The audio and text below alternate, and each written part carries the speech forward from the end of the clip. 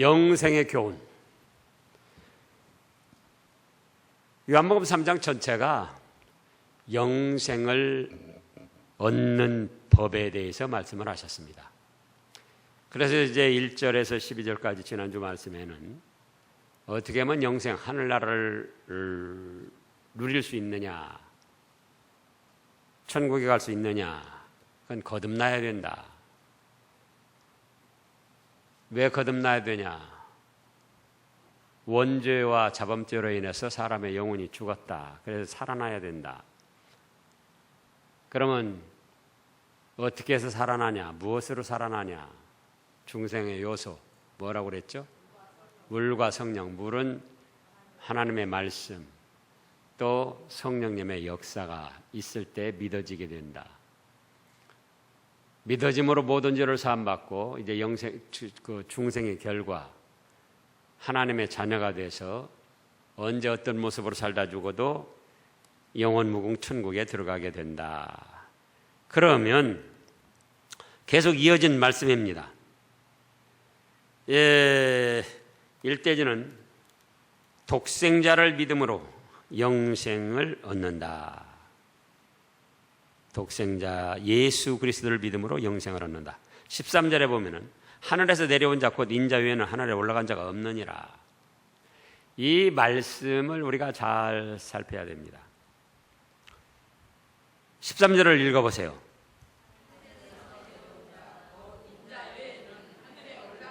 없느니라. 자, 자칫하면은 하늘에 올라간 분은 예수님 한 분뿐인 것으로 오해를 할 수가 있습니다. 하늘에서 내려온 자 곧 인자 위에는 하늘에 올라간 자가 없다. 그러니까 오전에 말씀에도 있었듯이 사두개인들은 죽으면 뭐 그만인 것이지, 예? 살아있을 때 하나님의 말씀 그저 뭐 다 그냥 착하고 좋은 말씀이니까 그 말씀 받아서 그냥 생활하다 가면 되는 거지 무슨 천국이 있고 지옥이 있냐. 오늘날도 이런 사람들이 많이 있습니다.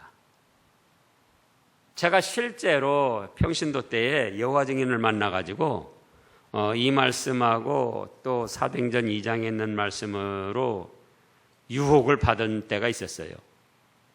사도행전 2장을 보겠습니다. 사도행전 2장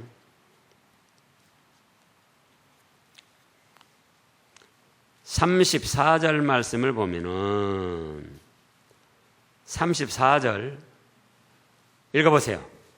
다윗은 하늘에 올라가지 못하였으나 친히 말하여 이르되 주께서 내 주에게 말씀하시기를 내가 네 원수로 네 발등상이 되게 하기까지는 너는 내 우편에 앉았으라 하셨도다 하였으니. 자, 34절에 다윗은 하늘에 올라가지 못하였다. 이거를 문자 그대로 받아들인 거예요. 봐라, 다윗도 하늘에 올라가지 못했다고 했고 지금 요한복음 3장에서는 예수님만이 하늘에 올라갔다고 그랬다.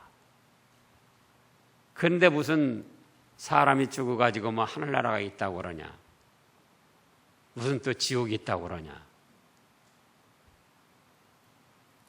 여호와 증인들이 깨어라 파수대 그거 가지고 다니면서 그 전할 때 직접적으로 제가 부딪힌 거예요. 그런데 말씀을 살필 때는 토시 하나까지 자세하게 살펴야지 돼요. 건성으로 대충 살피면은 다 그런 마귀 이단 사이비에 넘어가게 되는 겁니다. 지금 요한복음 3장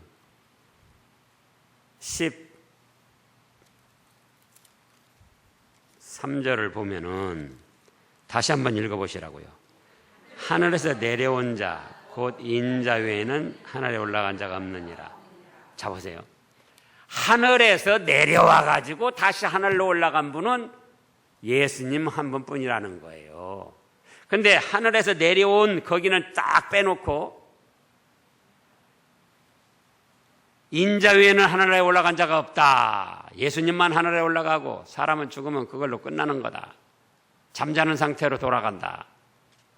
또 잠잔다는 표현이 있잖아요. 그렇게 갖다 붙이는 거예요. 그러면서 또 사도행전 2장 그 말씀을 갖다가 34절 말씀을 갖다가 봐라, 다윗이 얼마나 믿음이 충만하고 하나님이 역사하셨냐. 예? 그런데 그 다윗도 하늘나라에 올라가지 못했다고 그랬다. 그런데 지금 사도행전 2장 34절 말씀은 다윗이 하늘에 올라가지 못했다는 것은 아직 육신적으로 살아있기 때문에, 죽은 것이 아니고 육신적으로 살아있기 때문에 하늘에 올라가지 못했지만은 하늘에 올라가서 본 것처럼 주께서 하나님이십니다. 내 주에게 말씀하시기를, 예수님에게 말씀하시기를, 내가 하나님이 네 예수님의 원수로 네 발등상이 되게 하기까지, 예수님의 발등상이 되기까지, 발등상이란 건 발 받침대, 발 펴나라고 받침대 딱 이렇게 올려놓는데 그 발 받침대가 되게 하기까지 너는, 예수님은 내 하나님 우편에 앉아있어라, 이렇게 말씀하셨는데, 죽지 않고 하늘에 아직 올라가지 못했지만은 벌써 영으로 하늘나라 세계를 바라보고 하나님 아버지가 예수님께 하시는 말씀을, 그거를 계시를 받았다는 거예요. 그런 뜻이지 죽어서도 하늘나라에 올라가지 못했다는 뜻이 아니라 그겁니다.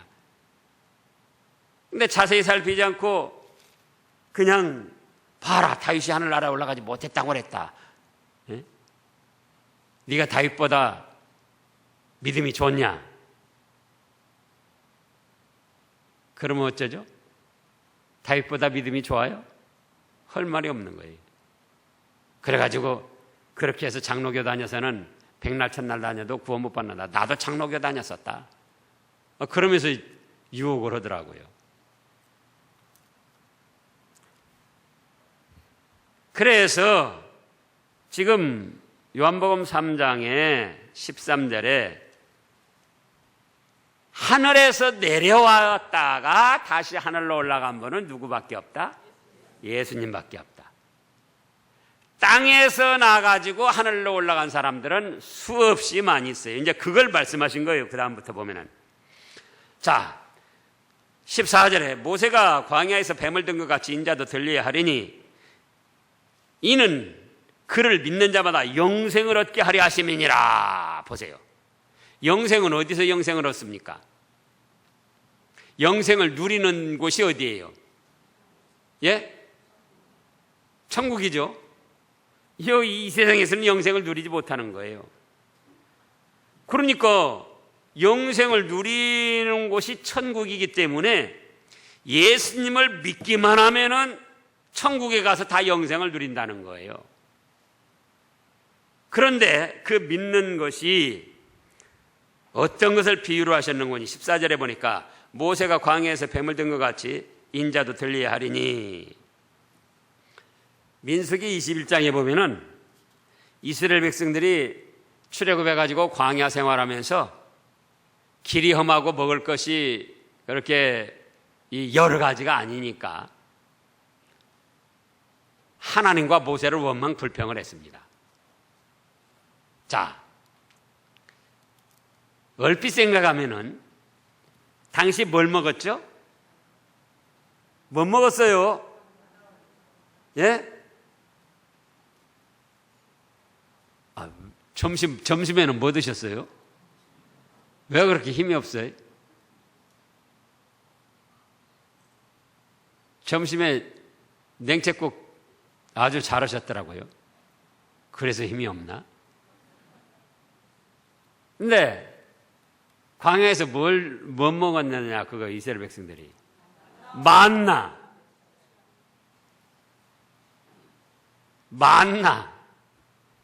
근데 그 만나 속에 사람이 필요한 모든 영양소가 다 들어있어요. 예? 우주인들이 우주에 가면은 그 사람에 필요한 모든 영양소를 이렇게 그 압축해 가지고 그렇게 해서 그 알약 같은 거 그걸 먹는데요. 그러니까 정상적으로 좋게 생각하면은 그 만나 한 가지 속에 온갖 영양소가 다 들어있어서 그거 한 가지만 먹어도 힘을 얻고 육신을 유지하는데 좋으니까 그것이 더 좋은 겁니까? 나쁜 겁니까? 반찬 여러 가지 만들려면 얼마나 힘이 들어요, 여자들? 예? 반찬 여러 가지 주워 먹기도 힘들어. 근데 딱 거니 만나 한 가지만 딱 먹으면은 모든 것이 해결된단 말이에요.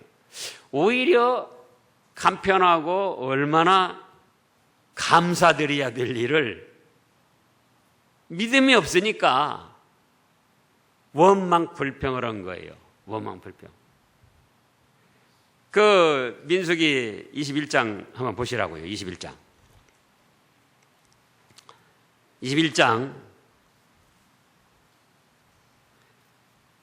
4절부터 보면은 백성이 호르산에서 출발하여 홍해 길을 따라 에돔 땅을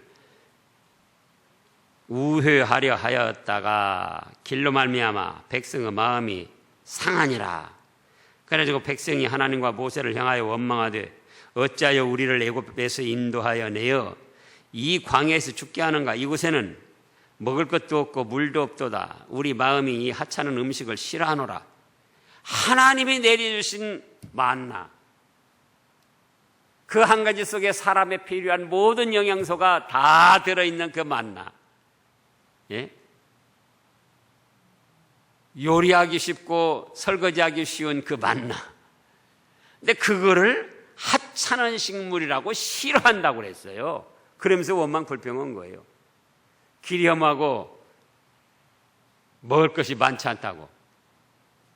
가지수를 말하는 거죠. 이때는 만나가 얼마나 풍족하게 내려오고 그랬는데, 그러니까 6절에 여호와께서 불뱀들을 백성 중에 보내 백성을 물게 하심으로 이스라엘 백성 중에 죽는 자가 많은지라. 백성이 모세에게 이르러 말하되 우리가 여호와 당신을 향하여 원망함으로 범죄하여 싸우니 여호와께 기도하여 이 뱀들을 우리에게 떠나게 하소서. 참 안타까운 일이죠. 꼭 징계를 받아야만 정신을 차려요. 예? 소나 말들이 보통 말하면은 말을 잘 안 듣습니다. 그래서 채찍질을 한번 휘둘러서 찰싹 때리면 그때서 이리야 하면 그때서 가는 거예요. 그런데 누가 그렇게 하는가? 누가 그렇게 하죠? 예? 하나님이 그렇게 하시는데 누구한테 그렇게 해요?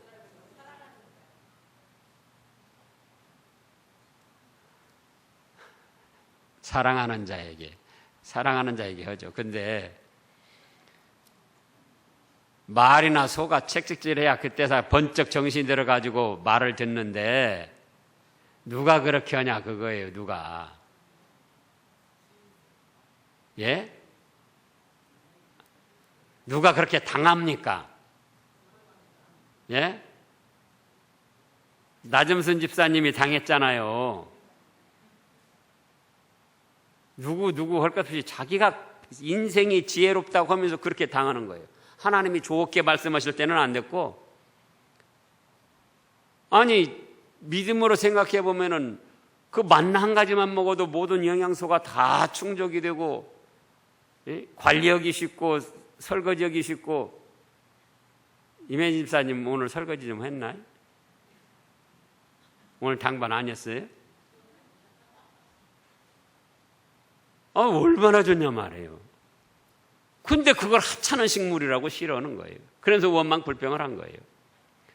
그래서 불뱀이 나와서 물려 죽으니까 그때서야 아이고. 7절에 보면은 여호와와 당신을 향하여 원망함으로 범죄하여 싸우니 하나님께 기도해서 이 뱀들을 우리에게서 떠나게 하소서. 왜 그냥 좋게 복되게 말씀하시면 안 듣고 거부하다가 꼭 징계를 받아야 정신을 차리느냐 그거예요. 참 안타깝잖아요. 그랬더니 모세가 하나님께 기도합니다. 그러니까 그 7절 끝에 그랬잖아요. 모세가 백성을 위하여 기도하매 8절에 여호와께서 모세에게 이르시되 그래 불뱀을 만들어서 노수로 불뱀을 만들어서 장대 위에 높이 매달아라. 그것을 보면은 뱀에 물렸어도 살 것이다. 원망 불평했어도 살 것이다. 그래서 모세가 놋뱀을 만들어서 장대 위에 닿으니까 뱀에 물린 자 원망 불평하던 자들이 죽어가다가도 어째요? 놋뱀을 바라보니까 사는 거예요. 그러면 이거 보라고요. 놋뱀 지금 실제로는 불독사에게 물려가지고 독이 퍼져서 죽어가는데 또 원망 불평한 죄로 징계를 받아서 죽어가는데 노수로 만든 구리로 만든 뱀을 장대 위에 달았는데 그것 바라본다고 뱀의 독이 사라지고 죽어가던 사람이 살아나느냐 그거예요.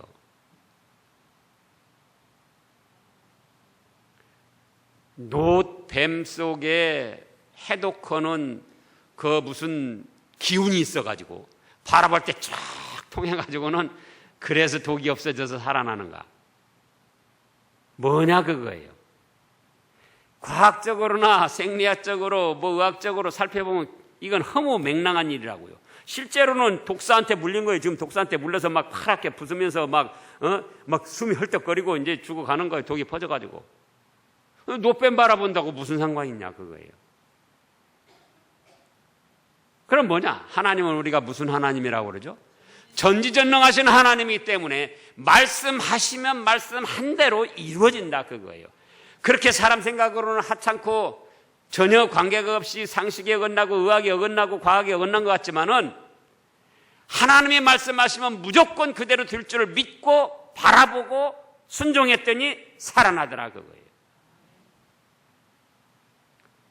그럴진데 이제는 놋뱀이 아니고 누가 오셨더라? 친히 하나님의 아들 예수님이 오셔서 십자가에 매달리셨어요. 놋뱀을 보고도 죽어가던 사람들이 살아났는데 이제는 하나님의 아들 예수님이 친히 오셔서 십자가에 못 박혀 죽어주셨는데 그걸 믿을 때 예수님이 내 죄값 때문에 죽으셨구나. 또 3일 만에 살아나셔서 나에게 부활의 생명을 주셨구나. 그걸 믿을 때 어찌 살아나지 않을 수가 있겠느냐 그거예요. 그러잖아요. 놋뱀을 바라보고도 살았는데 이제는 누가 오셨다? 예수님, 하나님의 아들 예수님이 오셔서 친히 십자가에 우리 죄값 대신 죽으셨는데 이 법이 오전에도 그 말씀이 있는데 법이라는 거 하나님이 정해놓은 법 또 사람들이 정해놓은 법이라는 게 아주 희한합니다.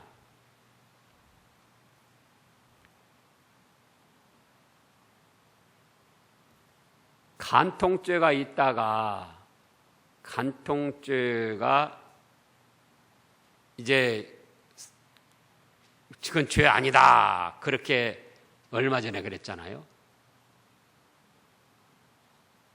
그래가지고 아내가 남편이 바람이 나가지고 불륜을 저지르니까 그 현장을 심부름센터 시켜가지고 찾아다니면서 사진 촬영을 했어요.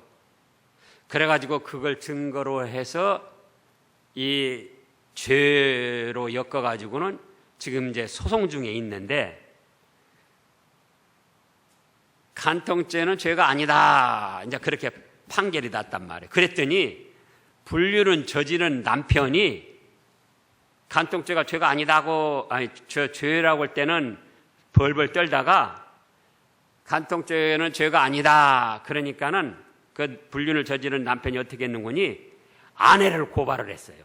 뭐라고? 사생활 침해하고 명예훼손했다고. 이 법이라는 것이 이렇게 희한한 거예요. 한번 사람들이 정해놓은 법도 무시를 할 수가 없는 거예요. 그런데 하나님이 정해놓으신 법이라 그거예요. 누구든지 예수님만 믿으면 모든 죄를 사함받고 죽었던 영혼 살아나서 영생을 얻는다. 누가 정해놓으셨다고요? 하나님이. 그러니까 불뱀 바라보면 산다 그런 것처럼 사실 의학적으로 과학적으로 아무 관계가 없는 거예요. 뱀이 진짜 독사가 물어가지고 지금 막 땡땡 붓고 막 혈압이 올라가지고 헐떡헐떡하고 독이 퍼져서 지금 새파랗게 변해가는데 그거 노스로 만든 그 불뱀 바라본다고 무슨 상관이 있냐 그거예요. 하나님이 바라보면 살게 하신다고 정해놓으셨어요. 전지전능하신 하나님이니까 한번 말씀하시면 그대로 이루셔요. 그러니까 그걸 믿고 바라본 거예요. 그걸 믿고. 그랬더니 어떻게 했어요? 독이 싹 없어지고 정상으로 회복이 돼서 살았다 그거예요. 근데 이제 누가 오셨다? 예수님이 오셨다 그거예요. 예수님이. 영생에 대한 교훈, 어떻게 하면 영생을 얻냐? 노뱀도 아니고 하나님의 아들 예수님이 오셔서 실제로 우리 죗값을 지고 십자가에서 죽으셨다. 그래서 누구든지 믿기만 하면 모든 죄를 사함받고 죽었던 영혼 살아나서 하나님의 자녀가 돼서 언제 어떤 모습으로 살다 죽어도 영생 복락을 누리게 된다 그거예요. 그래서 이제 그 비유를 말씀하신 거예요. 16절에 그러므로 하나님이 세상을 이처럼 사랑하사 독생자를 주셨으니 이는 그를 믿는 자마다 멸망하지 않고 영생을 얻게 하려 하심이라. 17절 읽어보세요.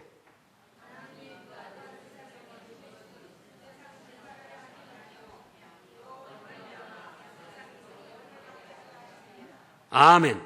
하나님이 그 아들을 세상에 보내신 것은 세상을 심판하려 하심이 아니요 그로 말미암아 세상이 구원을 받게 하려 하심이라. 18절 그를 믿는 자는 심판을 받지 아니하는 것이요 믿지 아니하는 자는 하나님의 독생자 이름을 믿지 아니하므로 벌써 심판을 받은 것이니라. 보세요. 이미 예수님을 믿으면 죄사함 받고 영생을 누리게 해주시겠다고 약속을 하셨는데도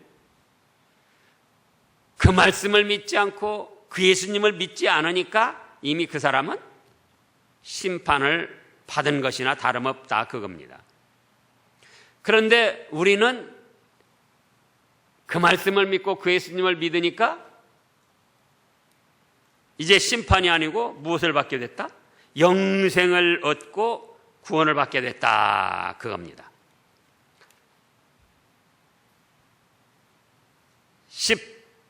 19절 그 정죄는 이것이니 곧 빛이 세상에 왔으되 사람들이 자기 행위가 악함으로 빛보다 어둠을 더 사랑한 것이니라. 빛에 나가면 예수님께 나가면 자기들의 악한 것이 자꾸 드러나니까 예수님을 믿기를 싫어하고 예수님께 나아가기를 싫어하고 흑암에 들어 숨어서 온갖 죄를 짓는다 그거예요. 이때 당시 사람도 그렇고 오늘날도 그렇습니다. 오늘날도 교회 나오면은 자기의 숨은 죄들이 드러나는 사람들이 많아요. 그러니까 교회 나가면은 양심에 찔리고 가책을 받으니까 그래서 교회 안 나오고 아주 세상 죄악된 곳에 숨어서 죄악을 저지르는데 그것이 곧 멸망길을 향해 가는 것이라 그거예요. 20절에도 악을 행하는 자마다 빛을 미워하여 빛으로 오지 아니하나니 그 행위가 드러날까 하며 그렇습니다. 그러나 21절 읽어보세요. 진리를 따르는 자는 빛으로 오나니 이는 그 행위가 하나님 안에서 행한 것임을 나타내려 함이니라 하시니라. 그래서 독생자 예수 그리스도를 믿음으로 말미암아 죄사함 받고 영생을 얻는다. 그게 첫째 대지고요. 그다음에 두 번째 대지는 22절부터 30절까지 세례 요한의 겸손. 그 후에 예수께서 제자들과 함께 유대 땅으로 가셔서 함께 생활하시는데, 그러면서 이제 세례를 베푸셨습니다. 그런데 요한도 살렘 가까운 곳에서 세례를 베풉니다. 거기 물이 많기 때문에 그렇게 그곳에서 세례를 베풀었던 거예요. 요한이 아직 옥에 갇히지 아니하였던 때였습니다. 이에 요한의 제자 중에 한 유대인이 정결례식에 대하여 이제 변론을 합니다. 그들이 요한에게 가서 이르되, 라삐여, 선생님과 함께한 선생님이 증언하시던 그이가 세례를 베풀며 사람들이 다 그에게 가더이다. 예수님이 세례를 베푸니까 요한을 따르던 사람들이 다 예수님께 갔다, 그거예요. 화가 납니까, 안 납니까? 서운하고 화가 나죠. 왜냐? 예수님도 예수님이지만은 요한도 세례 요한으로 하나님께 사명을 받았어요. 세례 주는 사람으로.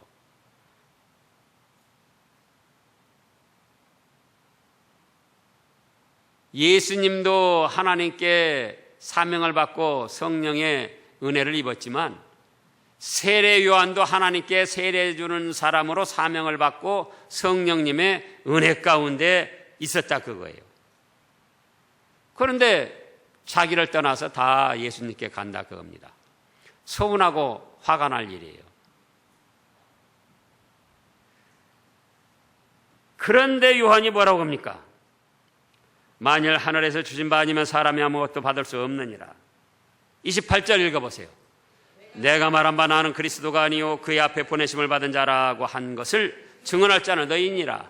내가 예전부터 말했지 않느냐.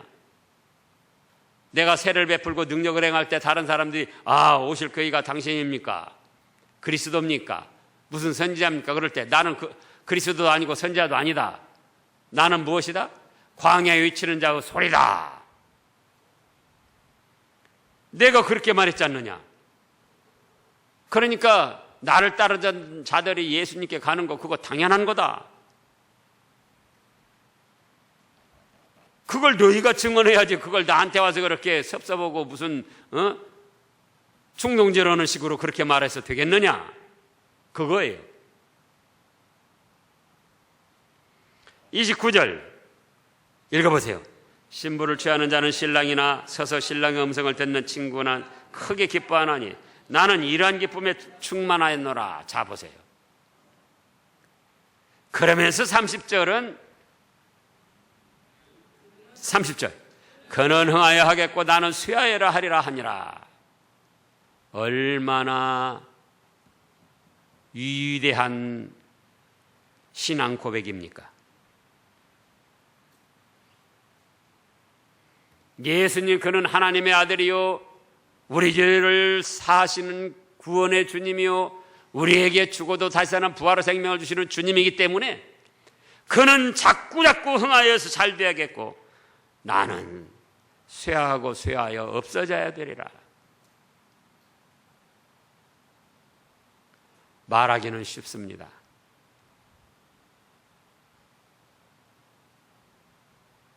그러나 이렇게 실제로 마음과 몸과 행함을 갖는다는 것은 아주 어려운 일이에요. 여러분들도 이 지금 말씀을 압니다. 그러나 여러분들이 실제 생활에서 예수님만 잘 되고 교회만 잘 되면 나는 쇠해도 괜찮고 억울해도 괜찮고 손해를 봐도 괜찮고 모욕을 당해도 괜찮고 괜찮습니까?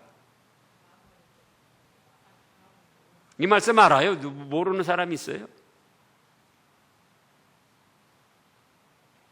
그러나 예수님만 잘 되고 교회만 평안하다면 나는 모욕을 당해도 좋고 교회만 잘 된다면 예수님이 잘 된다나. 예수님은 누구죠? 예수님은 교회의 머리고 교회는 예수님의 몸이에요. 에베소서에 그렇게 말씀하셨잖아요. 예수님이 잘 된다고 할 때는 내가 좀 손해를 봐도 참고 좀 모욕을 당해도 참고 그렇지만은 교회는 그거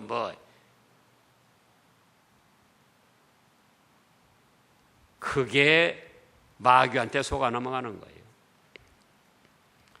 에베소서 2장.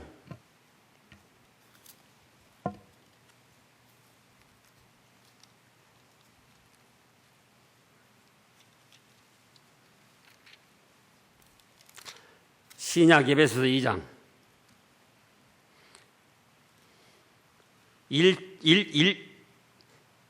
1장부터 보자고요. 1장 22절부터 보면은 22절. 또 만물을 그의 발 아래 복종케 하시고 그를 만물의 교회의 머리로 삼으셨으니 23절. 교회는 그의 몸이니 만물 안에서 만물을 충만케 하시는 이유 충만함이니라. 자, 또 2장 20절부터 보면은, 자, 19절부터도 보면은, 그러므로 이제부터 너희는 의인도 아니요 나그네도 아니요 오직 성도들과 동일한 시민이요 하나님의 권속이라. 너희는 사도들과 선지자들의 터 위에 세우심을 입은 자라. 그리스도 예수께서 친히 모퉁이 머릿돌이 되셨느니라. 그의 안에 건물마다 서로 연결하여 주 안에서 성전이 되어가고 너희도 성령 안에서 하나님이 거하실 초소가 되기 위하여 그리스도 예수 안에서 함께 지어져 가느니라. 보세요. 그러니까 교회는 예수님의 몸이고 교회의 머리는 예수님이시라. 그게 하나예요. 예수님과 교회가. 그래서 지금 2장에서도 유인이 아니요 나그네도 아니요 성도들과 동일한 시민이요 하나님의 권속이고, 또 21절에도 우리 개인이 하나가 서로 연결되어서 예수님이 함께 하시는 성전이 되어가고 성령 안에서 하나님의 거하실 처소가 되게 하여 예수 그리스도 안에서 또 함께 지어져 가고 하나예요. 한 몸. 몸과 머리 하나.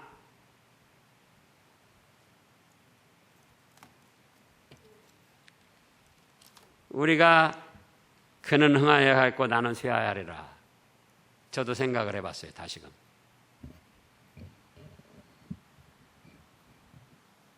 그러잖아요.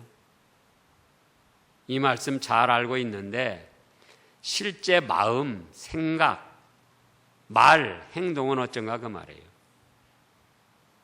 교회가 어떻게 되든지 간에 자기 조금 불이익 당하거나 조금 언짢은 소리 들으면 교회가 어떻게 되든지 간에 뒤집어 놓는 거예요.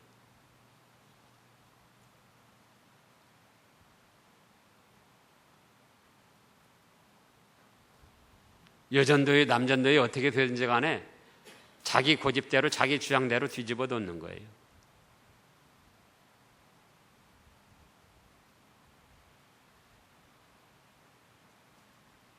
가정은 또 뭡니까? 가정도 마찬가지예요. 가정도.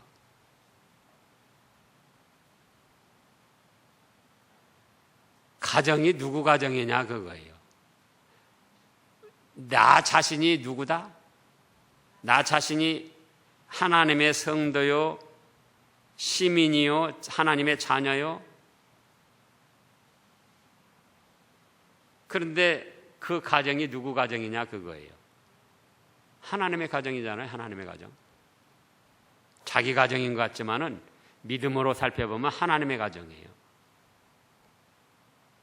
근데 자기 성질에 안 맞는다고, 자기 뜻에 안 맞는다고,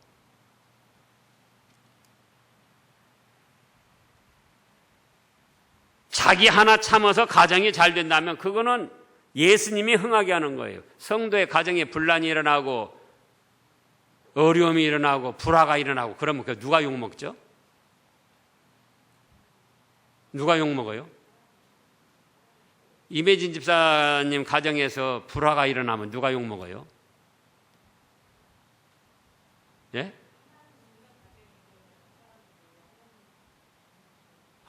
임혜진 집사 그것이 못 돼가지고 하여간 남편한테 아각거리고 대들고. 그게 아니고 저거 신앙교회 다닌다, 신앙교회 집사래 저것이. 아이고 하나님 믿는 것들이 어찌 저렇게. 결국은 가정도 하나님 안에 속한 거예요. 자기가 조금 손해보고 희생해가지고 가정이 잘 되면 그건 누가 잘 되는 거다? 하나님의 나라가 잘 되는 거예요. 그래서 그는 흥하여 하겠고 나는 쇠하여라 하리라 하는데 지식으로만 알고 있지 말고 실제 생활에서 이제 이루어가자 그거예요. 여전도의 남전도에서도 내가 참아가지고 내가 좀 손해보고 내가 좀 자존심 상해가지고 그 여전도의 남전도가 평안해지면 그것이 그는 흥하고 나는 쇠해진 거예요. 주일학교, 찬양대, 가정, 교회 전체적으로 어떤 모임, 교회에서 어떤 모임에서 그러잖아요. 그게 진실로 그는 흥하여야 하겠고 나는 쇠하여야 하리라의 뜻이다 그거예요. 지식으로만 알고 있는 게 아니고.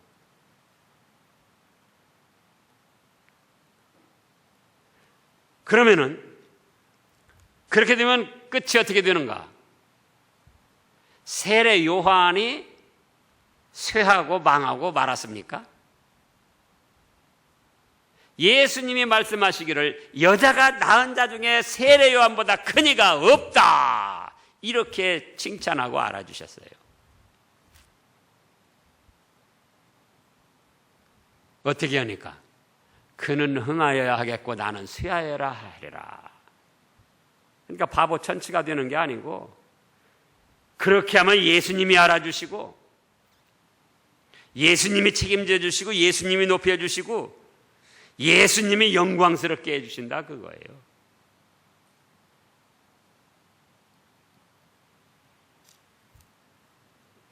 그 다음에 세 번째 대지로는 이제 위로부터 오신 예수님, 이미 13절에서 말씀이 됐습니다. 31절에 하늘로부터 위로부터 오시는 이는 만물 위에 계시고 땅에서 난 이는 땅에 속하여 땅에 속한 것을 말하느니라. 하늘로부터 오시는 이는 만물 위에 계시나니. 보세요, 예수님이 하늘에서 오셨는데 이미 만물 위에 계시고 만물을 창조하신 주인이시라 그거예요. 그가 친히 보고 들은 것을 증언하되 그 증언을 받는 자가 없도다. 하늘로부터 오셔가지고 하늘나라의 모든 것을 친히 말씀하셨는데 그걸 믿지를 아니하더라 그겁니다. 그러나 그의 증언을 받는 자는, 예수님이 말씀하신 걸 받고 믿는 자는 하나님이 그 사람을 참되시다고 인정해 주셨다는 거예요. 34절 하나님이 보내신 이는 하나님의 말씀을 하나니 이는 하나님이 성령을 한량없이 주심이라. 35절 아버지께서 아들을 사랑하사 만물을 다 그의 손에 주셨으니. 36절 같이요.